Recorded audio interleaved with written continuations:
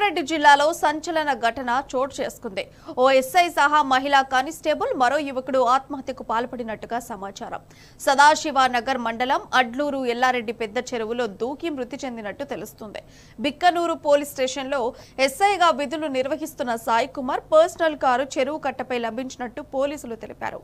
Bibipet police స్టేషన్లో constable గా విధులు నిర్వహిస్తున్న శృతి బీబీపేటలో కంప్యూటర్ ఆపరేటర్ గా పనిచేస్తున్న నిఖిల్ ఆత్మహత్య చేసుకున్నట్లుగా అనుమానిస్తున్నారు. ఘటనా స్థలానికి చేరుకున్న ఎస్పీ సింధు శర్మ, కానిస్టేబుల్స్ శృతి, కంప్యూటర్ ఆపరేటర్ నిఖిల్ మృతదేహాలు లభించినట్టు వెల్లడించారు.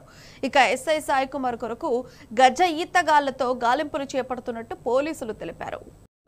కావలను మీడియా రంగంలో సంచలనం సృష్టిస్తున్న 33 ఆర్టీడీ న్యూస్ ఛానల్ కు తెలుగు రాష్ట్రాల్లో బ్యూరో, స్టాఫ్ రిపోర్టర్లు, డివిజన్ రిపోర్టర్లు, మండలాల రిపోర్టర్లు, స్టింకర్లు, యాడ్ మేనేజర్లు కావాలను. ఆసక్తి కలవారు సంప్రదించండి 9493075115.